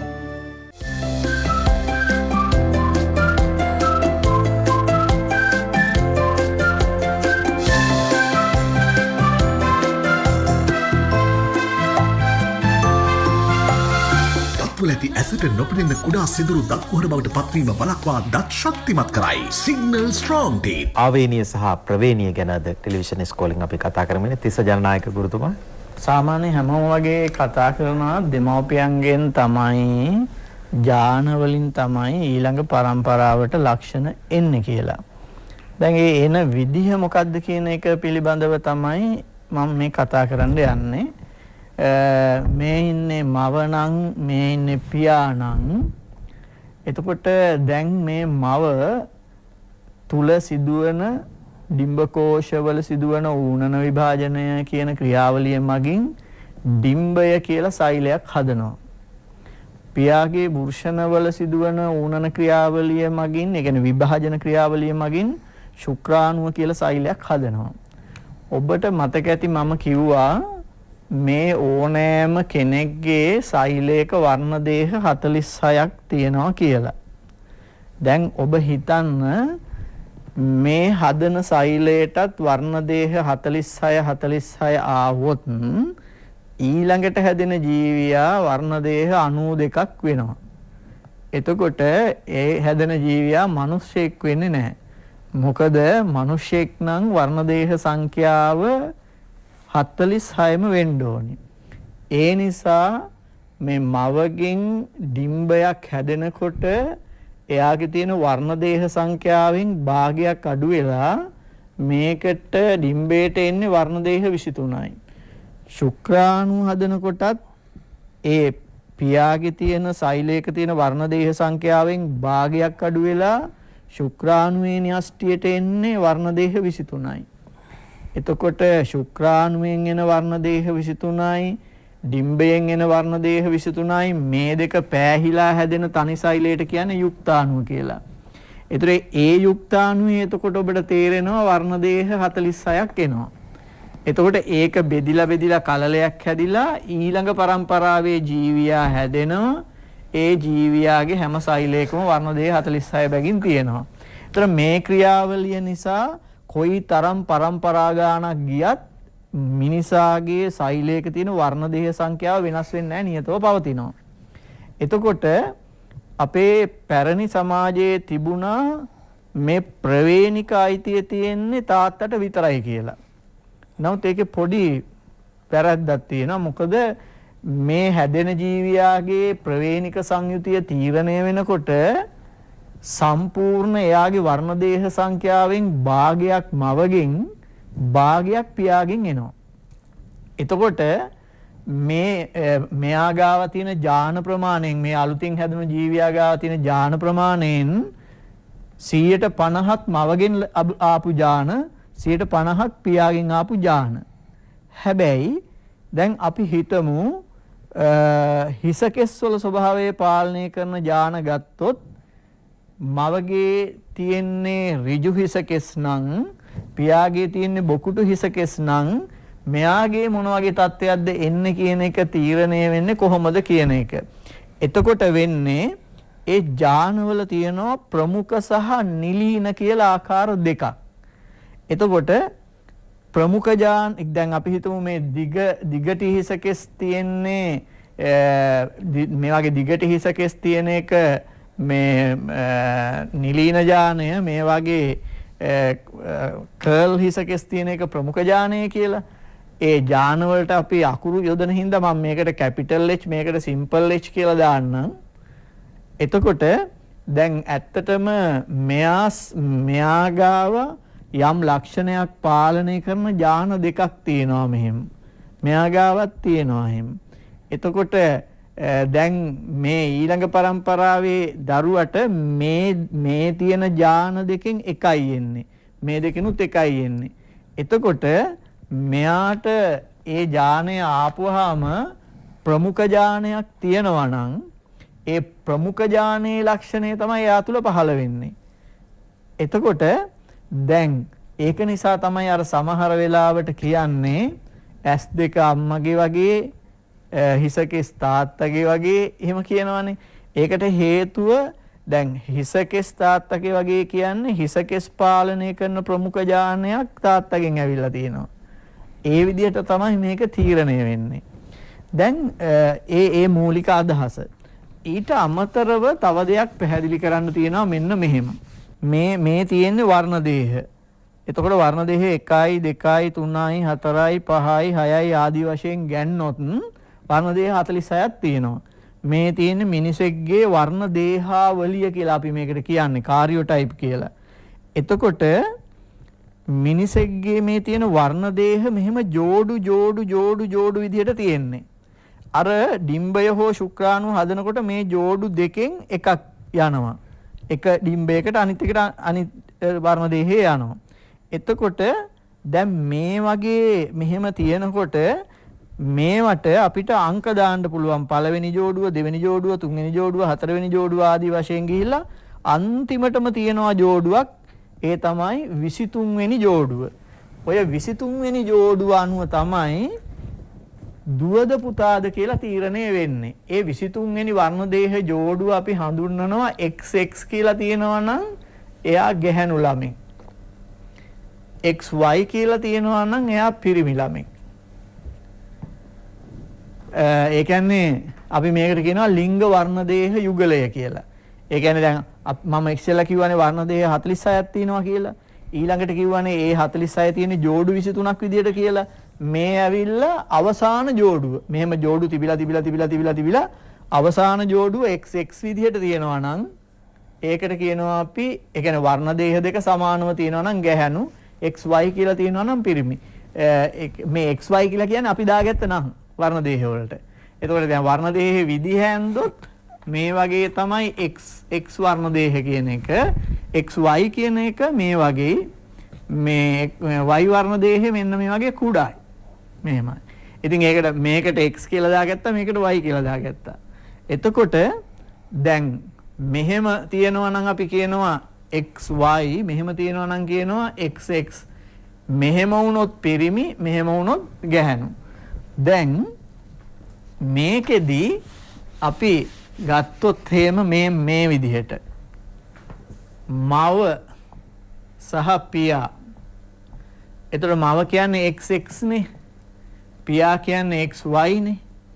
මං කියවනේ මේගොල්ලෝ ඩිම්බ හදනකොට හෝ ශුක්‍රාණු හදනකොට මේ තියෙන වර්ණ දේහ දෙක ඩිම්බ දෙකකට වෙන් වෙනවා. එක ඩිම්බේට මේ දෙකම යන්නේ නැහැ. එතකොට මෙයාගේ එහෙමනම් මේ දෙක යනවා මෙහෙම ඩිම්බ දෙකකට. එතකොට මෙයාගේ මේ තියෙන වර්ණ දේහ දෙක යනවා මම මෙහෙම දාන්නම් ශුක්‍රාණු දෙකකට. මෙහෙම. ඊට පස්සේ මේවා සම්බන්ධ වෙන්න පුළුවන් මෙන්න මෙහෙම. මේ ඩිම්බය මේ ශුක්‍රාණු සමග සංසේචනය වෙන්න පුළුවන්. එහෙම වුණොත් ලැබෙන්නේ XX කලලයක්. එහෙම වුණොත් ඒ ලැබෙන්නේ ගැහැණු ළමෙක්. ඊට පස්සේ මේක මේකත් එක්ක සම්බන්ධ වෙන්න පුළුවන්. එහෙම වුණොත් ලැබෙන්නේ XY. එතකොට ලැබෙන්නේ පිරිමි ළමෙක්. මේක මේක එක්ක සංසේචනය වෙන්න පුළුවන්.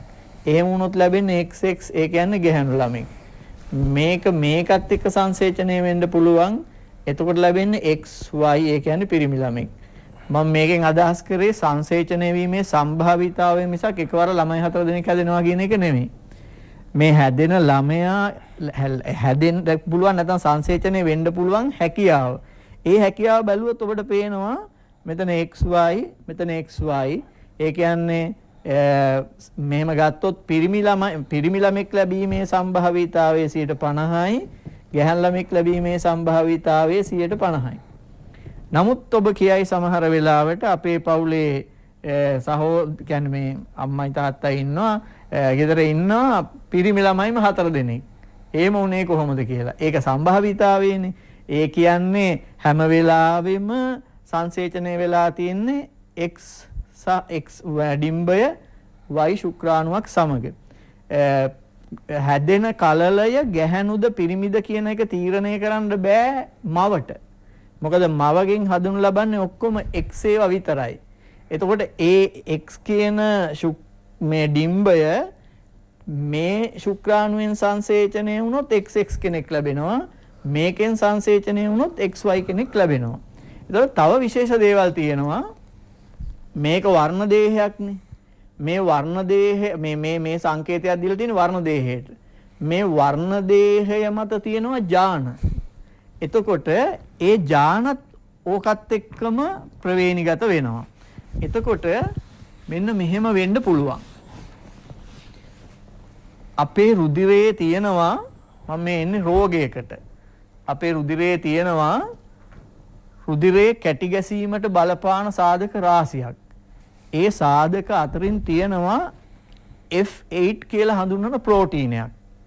ඒ ප්‍රෝටීනය හදන ජානය තියෙන්නේ X කියන වර්ණ දේහේ. ඒ ප්‍රෝටීනය හදන ජානය නිලීනව තිබුණොත් එතකොට ඒ ප්‍රෝටීනය හදන්න බෑ. දැන් ওই ප්‍රවේණ විද්‍යාව තනිකර සංකේත වලින් යන්නේ. එතකොට අපි ගන්නවා මෙන්න මෙහෙම.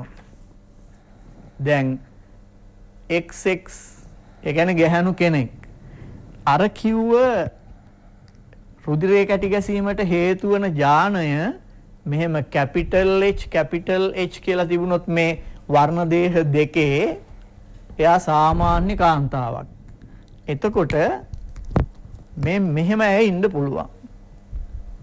XX මෙහෙම කැපිටල් H සිම්පල් H.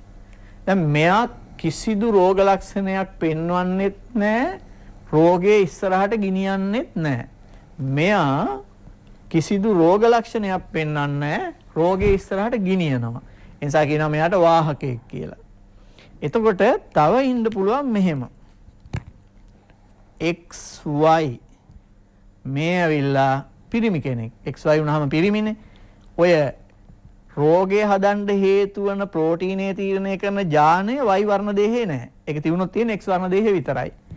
එහෙමනම් එයාගේ මෙතන කැපිටල් H එක තිබුණොත් ඒ කියන්නේ එයා නිරෝගී පිරිමි කෙනෙක්. මෙයා නිරෝගී පිරිමි කෙනෙක්. එතකොට මෙහෙම කෙනෙක් හිටියොත් XY මෙතන සිම්පල් H තිබුණොත් මෙතන සිම්පල් H තිබුණොත් මෙන්න මෙයා රෝගී පිරිමි කෙනෙක්. සාමාන්‍යයෙන් තැලසීමියා හිමෝෆීලියා රෝගය දකින්න ලැබෙන්නේ පිරිමි අයගේ. මම ඒක පස්සේ පැහැදිලි කරන්නම් ඒකට හේතුව මොකක්ද කියලා. පිරිමි අයගේ තමයි මේ රෝගේ තියෙන. මේ රෝගේ තියෙන රෝග ලක්ෂණය තමයි කිසියම් තුවාලයක් සිද්ධ වුණොත් රුධිරය කැටි ගැසෙන්නේ දිගටම රුධිරය ගලාගෙන යනවා. ලයිෆ් බෝයි ෂැම්පූල ඇති කිරි ප්‍රෝටින් සහ මල්ටිවිටමින් හිසකෙස් මුල සිට පෝෂණය කර ශක්තිමත් කරයි.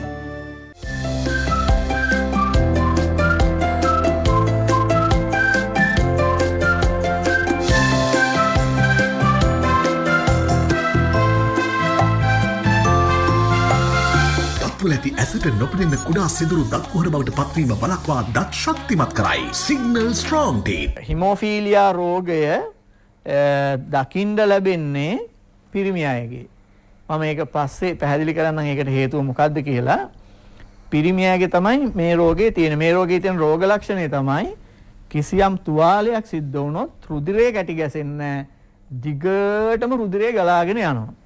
එතකොට මේ වගේ දරුවෙක් උපදින්නේ කොහොමද කියලා ගත්තොත් මේ වගේ දරුවෙක් උපදින්නේ සාමාන්‍යයෙන් මෙන්න මෙහෙමයි. මෙන්න මේ වගේ දෙන්නෙක් අතර විවාහයක් සිද්ධ වුණොත් X capital H simple H මව. එතකොට මෙයා XY capital H පියා. දැන් ඔබ බලන්න කිසිදු රෝග ලක්ෂණයක් පෙන්වන්නේ නැති නිරෝගී පිරිමි කෙනෙක් මෙයා රෝග ලක්ෂණය පෙන්වන්නේ නැති ගැහැණු කෙනෙක් නමුත් රෝග වාහකෙක්. ඒතර මෙයාටත් ඔය කියන හිමෝෆීලියාව කියන රුධිරය කැටි ගැසෙන්නේ නැති ලක්ෂණය පවතින්නේ මෙයාටත් එහෙම ලෙඩකුත් නැහැ. දැන් ඔන්න බලන්න ඩිම්බ හදනකොට මේ දෙක වෙන් වෙනවා. X ඩිම්බ දෙකකට වෙන් වෙනවා මෙහෙම. වෙන් වුණාම මේකේ තියෙන්නේ කැපිටල් H ජානය. මෙතන තියෙන්නේ සිම්පල් H ජානය. මෙයාගේ වෙන් වුණාම මෙහෙම මෙතන තියෙන්නේ X මෙතන Y මේ ශුක්‍රාණු මේ තියෙන ශුක්‍රාණු මම එහෙම දාන්නම් තේරුම් ගන්න පුළුවන් වෙන්න. ශුක්‍රාණුවට වලිගයක් තියෙනවානේ. මෙතන තියෙන කැපිටල් H එක Y වල ඒ ජානය නැහැනේ. හිමෝෆීලියාව හදන ජානයේ තියෙන X වර්ණ දේහේ. දැන් බලමු මෙහෙම වුණාම මෙන්න මේ ඩිම්බය මේකත් එක්ක සංසේචනය වෙනවා. ඒ වගේම මේකත් එක්ක සංසේචනය වෙන්න පුළුවන්. නැත්තම් මේකට මේ ශුක්‍රාණු එක සංසේචනය වෙන්න පුළුවන්. නැත්තම් මේකට මේ ශුක්‍රාණු එක සංසේචනය වෙන්න පුළුවන්. එහෙම වුණාම ලැබෙන ප්‍රතිඵල බලමු අපි. මේ දෙකේදී ලැබෙන්නේ X. එතකොට බලමු අර ජානය කොහොමද ඇවිල්ලා තියෙන්නේ? H එක තියෙනවා මේකේ. මේ පැත්තෙකෙත් H එක තියෙනවා. එතකොට මෙයා සාමාන්‍ය ගැහැණු ළමෙක්. ඊළඟ එක බලමු. XY. එතකොට එයා XY ඒ කියන්නේ පිරිමි ළමෙක්. XY. එතකොට එයාගේ බලමු අපි කොහොමද ඇවිල්ලා තියෙන්නේ කියලා මේ අදාළ ජානය කැපිටල් H එක ඇවිල්ලා තියෙන්නේ මේ මවගෙන් ඇවිල්ලා තියෙන්නේ. ඊට පස්සේ මෙතෙන්ට ගියාම X මෙයාගේ තියෙනවා capital H simple H මෙයා සාමාන්‍ය පිරිමි ළමෙක්. මෙයා ඇවිල්ලා වාහක ගැහැණු ළමෙක්. එයා රෝග ලක්ෂණයක් පෙන්වන්නේ නැහැ. ඉස්සරහට ගෙනියන්න පුළුවන්. මෙන්න මේ අවස්ථාව බලන්න පොඩ්ඩක්. X Y හරිද? simple H මෙන්න මෙයා. මෙන්න මේ ළමයා රෝගී. ඒකට හේතුව ඒක හරියටම පැහැදිලි කරලා තේරුම් ගන්න ඕනේ. රෝගී වෙන්න හේතුව රෝගී වෙන්න හේතුව දැන් කෙනෙක් අහන්නේ දැන් මෙයා රෝගී නැත්තේ ඇයි කියලා. මෙයා රෝගී නැත්තේ සිම්පල් H කියන එකෙන් තමයි රෝගේ හදන්නේ. හැබැයි කැපිටල් H කියන ජානය තියෙනවා නම් ඒ ජානයේ ප්‍රමුඛ ජානයේ හින්දා ප්‍රමුඛ ජානයට පුළුවන් නිලීන ජානයේ ක්‍රියාකාරීත්වය නවත්තන්න. මෙතන තියෙන ප්‍රමුඛ ජානය විතරයි. ඒතර රෝගයක් හදන්නේ නැහැ. මෙතන තියෙන ප්‍රමුඛ ජාන දෙකමයි රෝගයක් හදන්නේ නැහැ. මෙයා ගාව තියෙන්නේ නිලීන ජානය විතරයි. ප්‍රමුඛ ජානයක් නැහැ. ඒ නිසා එයා රෝගී. දැන් මේ රෝගී පිරිමි ළමෙක් ලැබිලා තියෙන්නේ. කුඩා කාලෙම හඳුනා ගන්න පුළුවන් එයාව මේ වගේ තුවාලයක් වුණොත් කැපුණොත් නොනවත්වාම ලේ ගලාගෙන යනවා. ඒ නිසා ලොකු තුවාලයක් වුණොත් එහෙම ලේ විශාල වශයෙන් ඒ කියන්නේ එක්ස්ටර්නල් බ්ලීඩින් වීම නිසා මිය යනවා. මේ රෝගය බ්‍රිතාන්‍ය රජපෞලේ තිබුණා. රජපෞලට ක්වීන්ස් වික්ටෝරියා කියන එක්කෙනා කසාද බැඳලා ආවට පස්සේ ඒ ඇවිල්ලා තියෙන්නේ මෙන්න මෙහෙම වාහක කාන්තාවක්. එතන ඉඳන් දිගටම මේක එන්න පටන් ගත්තා. ඒ කියන්නේ මේ වගේ කෙනෙක් ආවොතින් එතන ඉඳන් මේක ජානේ ඉස්සරහට යනවා. එතකොට දැන් මේකට යම් යම් වෛද්‍ය විද්‍යාත්මක ප්‍රතිකර්මයක් තියෙනවා. ඒ කියන්නේ මේ රෝගියාට මොකද්ද කරන්න කියන එක. රෝගේ පුංචි කාලෙම අඳුරගත්තොත් මොකද්ද කරන්න පුළුවන් කියන එක ගැන මම ඒ ගැන කතා කරන එක සුදුසු නැහැ. අපේ කරු මහාචාර්යතුමා ඉන්නවා. ඇත්තටම කියනවා නම් ප්‍රවේණික රෝගවල තත්ත්වය ඕකයි. ඉස්සර නම් ඉතින් මේකට ඉතින් මුකුත් නැහැ ප්‍රතිකාරයක් ඔය බලන් ඉන්න එක තමයි තියෙන්නේ. ලයිෆ් බොයි ෂැම්පූල ඇති කිරි ප්‍රෝටින් සහ මල්ටිවිටමින් හිසකෙස් මුල සිට පෝෂණය කර ශක්තිමත් කරයි.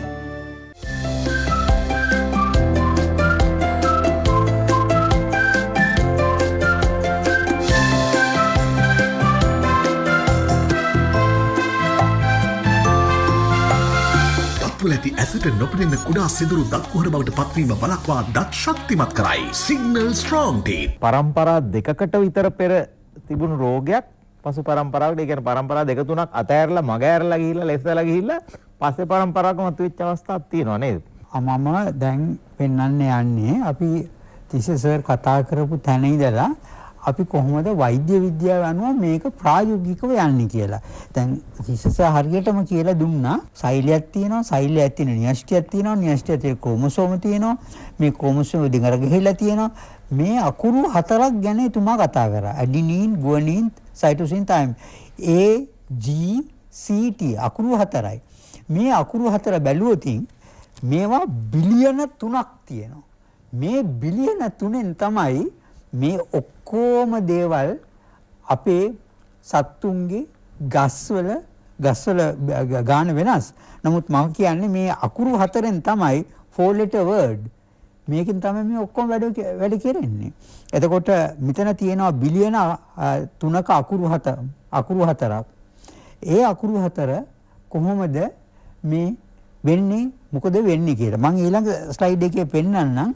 දැන් මෙතුමා කතා කරුවා මේ ඔය තැලිසීමියා ගැන, ඒ වගේම දැන් මම මේ හිමෝෆීලියා. දැන් මම පොඩ්ඩක් පෙන්නන්න සිකල් සෙල් එක ගැන. දැන් සිකල් සෙල් එකේ වෙන්නේ මේ සාමාන්‍ය ජාන, සාමාන්‍ය පුද්ගලයෙකුගේ. එයාගේ මේ හිමොග්ලොබින් වල තියෙන්නේ G A G කියලා. දැන් මේ 4 letter word මේ අකුණු හතරෙන් තමයි ඔක්කොම වෙනස් වෙන්නේ. හැබැයි එතනම අපි සිකල් සෙල් ඇනීමියා තියෙන රෝගියෙකුගේ ගත්තොත් මේ G එක G විදිහටම තියෙනවා. මේ ඒක වෙනුවට T කියන අකුර ඇවිල්ලා තියෙනවා. මෙතන G කියන අකුර වෙනුවට G කියලා තියෙනවා. ඒ කියන්නේ එක අකුරයි වෙනස් වුනේ සම්පූර්ණයෙන්ම ඒ පුද්ගලයා අන්තිමේදී ලෙඩෙක් වුණා.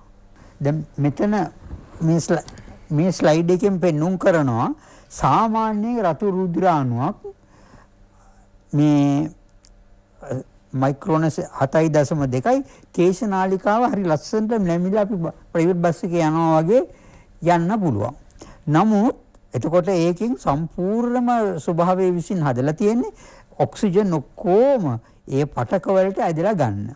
නමුත් මෙතනදී මේ සිකල් සෙල් කියන්නේ මේක දෑකැති හැදිති අඩසද ස්වරූපයක් ගන්නෙ. මෙතනදී වෙන්නේ කේශ නාලිකා ගිහලා બ્લોක් කරනවා. එතකොට සම්පූර්ණ රෝග ලක්ෂණ අපේ ස්ප්ලීන් එක එන්ලාර්ජ් වෙනවා, liver එක එන්ලාර්ජ් වෙනවා, හැමෙන් ගොඩාක් ප්‍රශ්න ඇති වෙනවා. එතකොට මේ බලන්න එක අකුරකින් මේ සම්පූර්ණයෙන්ම කතන්දරයක් වෙනස් වුණ හැටි. ඊට පස්සේ p එකකින් කැපුණොතින් clotting factor කියලා තියෙනවා 8 9 කියලා. ඒ 8 අඩු වෙනවා නැත්නම් 9 අඩු වෙනවා. මේ කියන්නේ clotting factor 8 අඩු වුණොත් අපි කියනවා hemophilia A කියලා. clotting factor 9 අඩු වුණොත් අපි hemophilia B කියනවා. නමුත් ජාන විද්‍යාව ඉතාමත් ශීඝ්‍රයෙන් දියුණු වුණා. දියුණු වෙලා ඉවරලා ක්‍රම දෙකක් ඇති වෙලා තියෙනවා මේකේ. දැන් මොකද්ද ඇති වුණ ක්‍රම දෙක? මම එකක් පෙන්නන්නම්.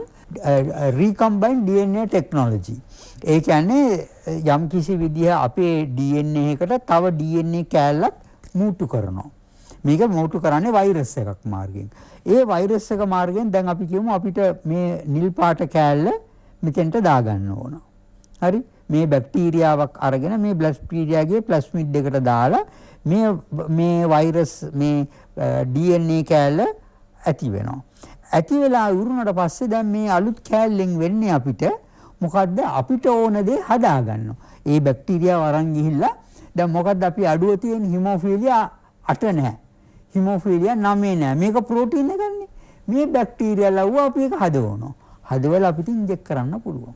එතකොට ඒ කරලා එතකොට දැන් හිමෝෆීලියා ලෙඩුන්ට දැන් තියෙනවා බෙහෙත්. ඒ කියන්නේ හිමෝෆීලියාව ලේ ගියොත් බෙහෙත විද්දා. නමුත් එතනින් නැවතුනේ නෑ ලෝකේ. තවත් ඉස්සරහට ගියා. දැන් මම පෙන්නන්නම් ජීන් තෙරපි වලට ගියා. දැන් එතනදි කරන්නේ බෙහෙත විදින්නේ නෑ. ඉබේටම තමන්ගේ ඇතිවෙච්ච අඩුව දැන් මේවා ක්ලිනිකල් ට්‍රයල්ස් වල මේ තියෙන්නේ. තමන්ට ඒ ලැබුණ වැරදි ජීන් එක කරෙක්ට් කරනවා. ඒක කරෙක්ට් කරන පාවිච්චි කරනවා වෛරස් එකක් අරගෙන ඒ ජීන් එක එළියට අරන් වෛරස් එකට දාලා වෛරස් එකෙන් ඒ කපලා මේ අලුතෙන් ආයෙත් මුට්ටු කරලා ඒක දාලා මේ විදිහට හරි ගස්සනවා. එතකොට මෙතන පේන්න පුළුවන් මේ අරගෙන ඉවරලා මේ සෙල් එකෙන් අරගෙන මේක ජීන් එක ඒකට අපි කියනවා එඩිට් කරනවා කියලා. මේ වගේ රීකම්බයින් ජීන් කරලා ඉවරලා මේක සිකල් සෙල් වලටත් කරනවා. මේක හිමෝෆීලියා වලටත් කරනවා. එතකොට අපි ඇත්තටම ඥානයක් අරගෙන දැනගෙන මෙයාට සිකල් සෙල් තියෙනවා, මෙයාට හිමෝෆීලියා තියෙනවා. ඉස්සර වගේ දෙයියන්ගේ පිහිටයි කියලා කියන එක නෙමෙයි. දැන් තාක්ෂණය ඉස්සරහට ගිහිල්ලා තියෙනවා. තාක්ෂණය එක්ක අපේ ඒ ලෙඩුන්ගේ ජීවිත සම්පූර්ණයෙන්ම වෙනස් වෙලා තියෙනවා. ජම්මෙන් එන දේවල් වුණත් වෙනස් කරන්න පුළුවන්. අද ඒ තරම් තාක්ෂණයේ දියුණු වෙලා තියෙන විශේෂයෙන් වෛද්‍ය විද්‍යාව ඒ පැත්තට ඥාන සංස්කරණය දක්වා අද ගිහිල්ලා තියෙන හැටි තමයි අපි ආවේනීය ප්‍රවේණීය ගැන පොත් ලියන කාලේ මුල් කාලීන විෂය නිර්දේශ හදන කාලේ ওই තත්ත්වයක් තිබුණේ නැහැ. අද වෙනකොට මේවා වෛද්‍ය විද්‍යානුකූල පර්යේෂණ මගින් බොහෝ දුර ගිහිල්ලා තියෙන බව පැහැදිලි අපේ මහාචාර්යතුමා. දැන් අපි අපේ මහාචාර්යතුමා පැහැදිලිවම කිව්වා දැන් හිමෝෆීලියාව හැදුනොත් එහෙම නැත්නම් සිකල් සෙල් ඇනීමියාව හැදුනොත් දැන් ඉස්සර නම් මේක අතහැරලා දාලා අයගොල්ලන්ගේ ජීවිතය ගැන අපට විශ්වාසයක් නැහැ. නමුත් දැන් අපට ඒ ඥානය සංස්කරණය කරන්න පුළුවන් තත්ත්වයට ඇවිල්ලා තියෙනවා. ඒ කියන්නේ මිනිස්යාගේ මූලික තැනුම් ඒකකය දක්වා ගිහිල්ලා ඒ තැනුම් ඒකකය සංස්කරණය කළා ඒක හදාගන්න පුළුවන්කම අපිට දැන් තියෙනවා. දැන් මේ කවුද මේක කරන්නේ?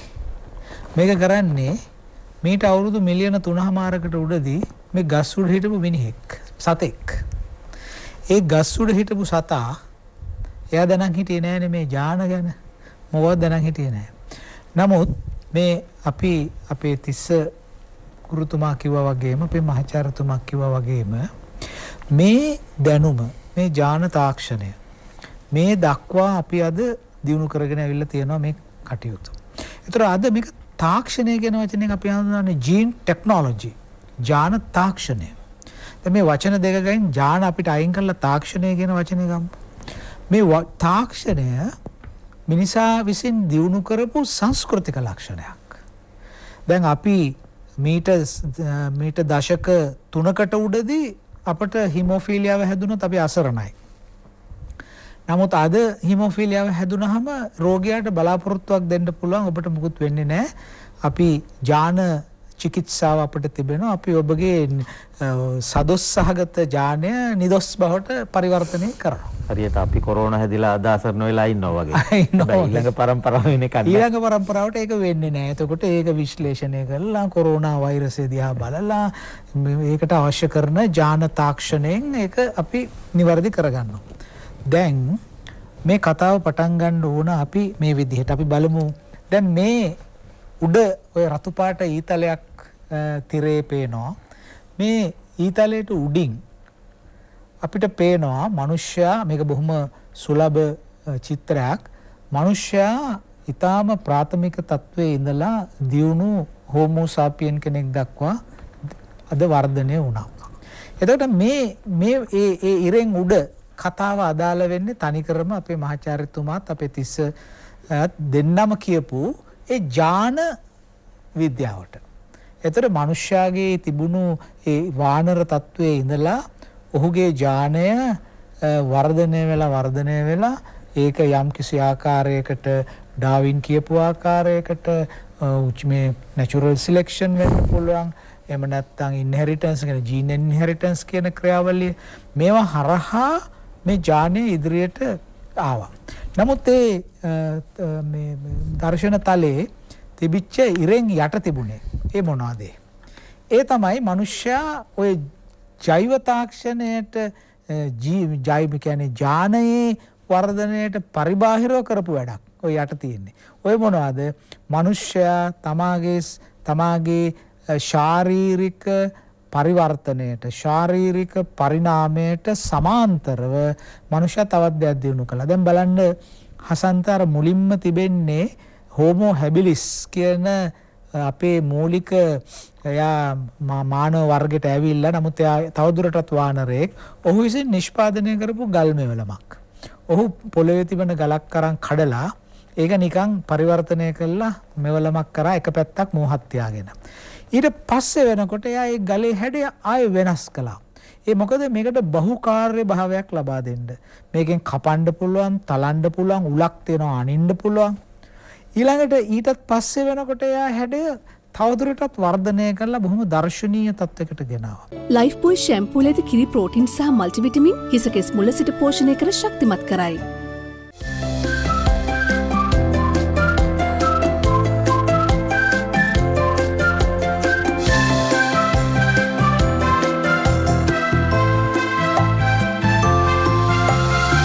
තුළ ඇති ඇසට නොපෙනෙන කුඩා සිදුරු දත් කුහර බවට පත්වීම වළක්වා දත් ශක්තිමත් කරයි. Signal strong teeth. ඔන්න බලන්න හතරවෙනි රූපේ මොකද්ද තියෙන්නේ කියලා. එයා මොකද කරේ? මේ තාක්ෂණයේ මිනිස්සු මෙයා මේ ඉදිරියට අරන් එන එක. ඒ ගල් මෙවල මේ හැඩය කුඩා කළා කාර්යක්ෂමතාව වැඩි කළා. අපිට මතකද අර ඉස්සෙල්ලාම ආපු ජංගම දුරකථන වල ප්‍රමාණය අපි කියන්නේ කියමනටත් නේ ගඩොල් කැටයක් විතර ලොකුයි කියලා. නමුත් අද අපි පාවිච්චි කරන ජංගම දුරකථන වල තියෙන කාර්යක්ෂමතාවයි මේ මුල් ජංගම දුරකථනයේ අතර තියෙන්නේ විශාල පරතරයක්. හඳට මුල්ම අභ්‍යවකාශයේ යානයේ යවනකොට ඒක නියාමනය කරපු පරිගණකයයි අද ලෝකයේ තියෙන පරිගණකයි දිහා බැලුවට පස්සේ මේ තාක්ෂණය මොනතරම් ප්‍රමාණයෙන් කුඩා කරලා කාර්යක්ෂමතාවයෙන් වැඩි කරලා තියෙනවද කියලා අපිට පේනවා. හොඳයි. දැන් එතකොට අපි කලින් දැකපු චිත්‍රයේ තිබුණා මනුෂ්‍යයා මූලික තත්වයේ ඉඳලා දියුණු තත්වයට යනකොට මනුෂ්‍යයා මේ යම්කිසි හැසිරීමක් දියුණු කරලා තියෙනවා. එතකොට මම අර මුල් වටේ සාකච්ඡාවේදී කිව්වා අපි මේ ප්‍රවේණීය ආවේනීය ගැන තමයි මේ කතා කරන්නේ. එතකොට ජීව විද්‍යාත්මක පැත්තෙන් මේ චිත්‍රයේ ඉන්න අර ප්‍රාථමික වානරයාගේ ඉඳලා අර කෙලින් ඍජු ඇවිදින ඒ ඍජු හෝමෝ සේපියන් මානවයා දක්වා අපි ජෛව විද්‍යාත්මක ලක්ෂණ අපේ සෛලය තුල අපි ඉදිරියට අරගෙන ආවා. එතකොට ඒක ජෛව විද්‍යාත්මක ප්‍රවේණිය.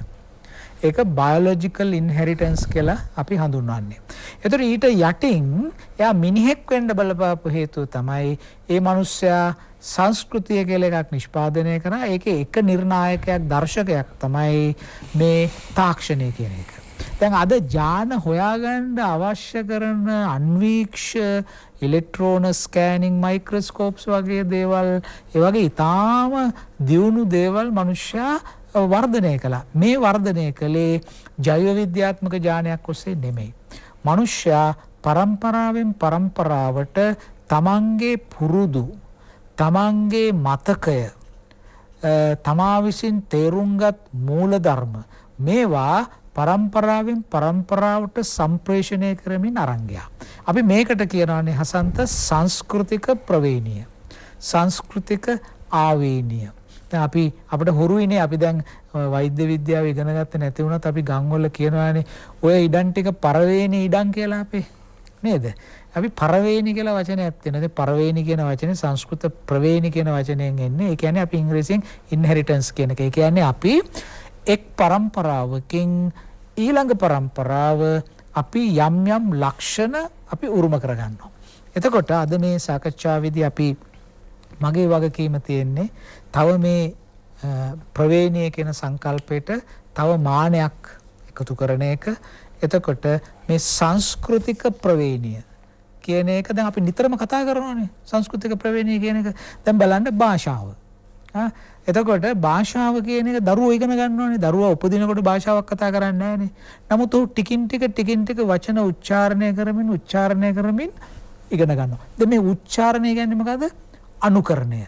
ඉමිටේෂන් කියන එකනේ. දරුවෝ හරි දක්ෂයි අනුකරණය කරන්න. දරුවෝ විතරක් නෙමෙයි වැඩිහිටියොත් දක්ෂයි අනුකරණය කරන්න.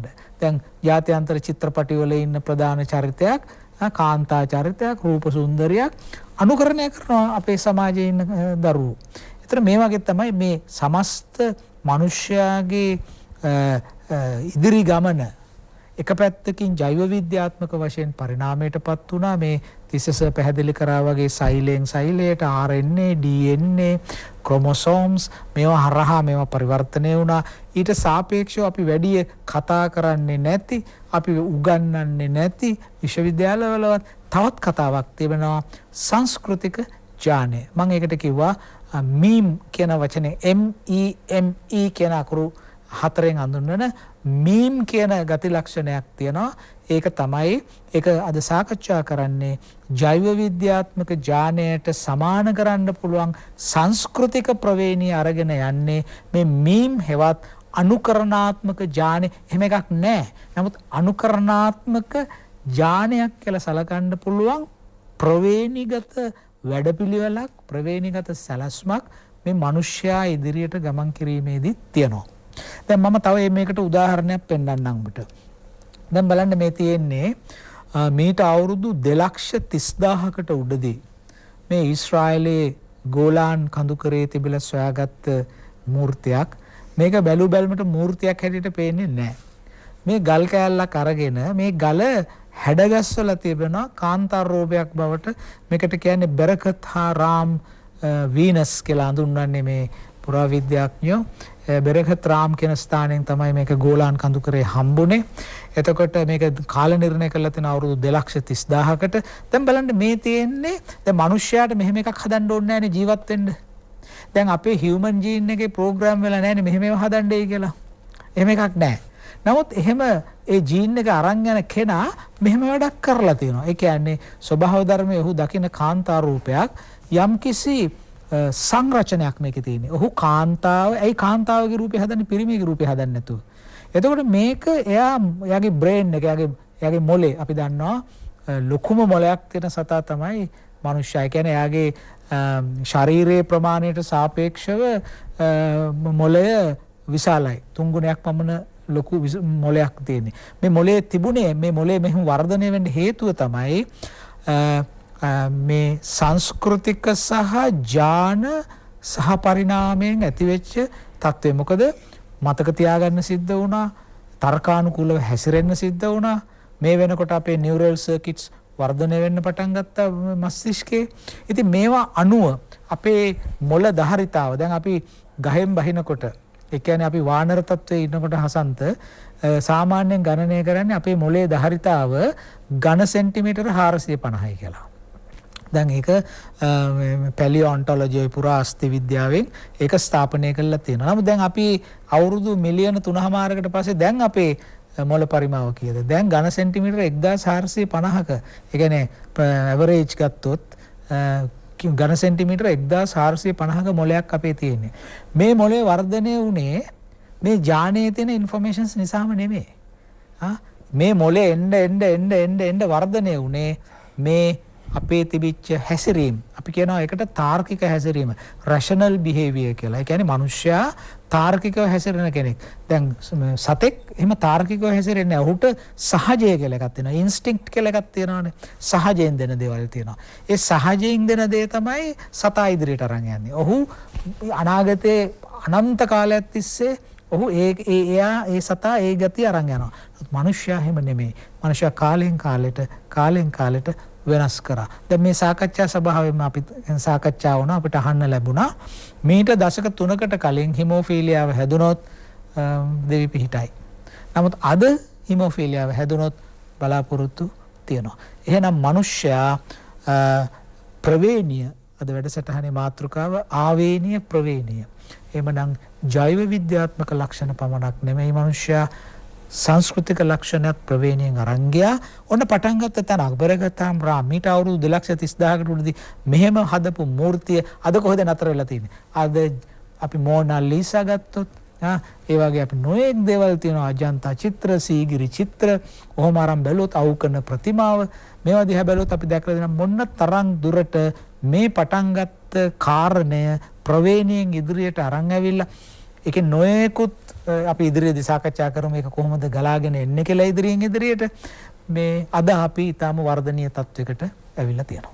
අද සමාජයේ ජීවත් වෙන මිනිසා, අද ලාංකේය සමාජයේ ජීවත් වෙන මිනිසා తాවකාලිකව අපි නම් කළොත් මේ කොරෝනා මිනිසා තමයි ලංකාවේ ඉන්නේ කියලා తాවකාලික හැඳින්වීම මගේ ගැලපෙන්නේ නැති වෙන්න පුළුවන්. අපි කොරෝනා මොකද පිටින් ආපු වෛරස් එකකට මුහුණ දෙන මිනිසා තමයි අද ලංකාවේ ඉන්නේ.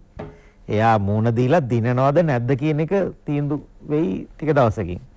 එතකොට මීට පෙරත් ඔහොම සාගත, වසංගත, උපද්‍රව ආපදා වලට මුහුණ දුන්නානේ. මැලේරියාව ආවා, නොයෙක් ලෙඩ ආවා. දැන් අපි ගත්තොත් අනුරාධපුර යුගයට ගියොත් එහෙම බැමින්ටියා සායට මුහුණ දුන්න මිනිස්සු විවිධ අභියෝග, බාධක, ආපදා, සාගත, වසංගත මේවට මුහුණ දීලා ඔරොත්තු දීලා ඉන්න මිනිස්සයා කාලෙන් කාලෙට ආවා. මේ ඔරොත්තු දීමේ ශක්තියත් එක්ක තියෙන ඥානමය බැඳියාව ගැන කතා කරන්න ඕන. දැන් ඔබ සඳහන් කළ සීගිරිය ගැන. සීගිරිය හදපු මිනිසාගේ ඥාන පරම්පරාව ඔක්කො අපිට ඊළඟ වැඩසටහනේ තමයි ඒ ටික කතා කරන්න වෙන්නේ. අපේ මහාචාර්යතුමා කැලණි විශ්වවිද්‍යාලයේ පුරාවිද්‍යා පශ්චාත් උපාධි ආයතනයේ ජ්‍යෙෂ්ඨ මහාචාර්ය රාජ් සෝමදේව මහත්මයාට ස්තුතිවන්ත වෙනවා අද ටෙලිවිෂන් ඉස්කෝලේ වැඩසටහනට සහභාගී වීම පිළිබඳව. ඒ වගේම ශ්‍රී ජයවන්ත විශ්වවිද්‍යාලයේ වෛද්‍ය පීඨයේ මහාචාර්ය රනිල් ද සිල්වා මහත්මයාට අපේ ගෞරව ස්තුතිය පුද කරනවා. ඒ වගේම ජීව විද්‍යාව පිළිබඳ ප්‍රකට ආචාර්ය තිස්ස ජනනායක මහත්මයාට අපේ ගෞරව ස්තුතිය පුද කරනවා. නැවතත් අපි ප්‍රවේණීය ආවේනීය ගැන කතා කරමු ඊළඟ ටෙලිවිෂන් ඉස්කෝලේ වැඩසටහනින්. ඔබ හැමට ආයුබෝවන්.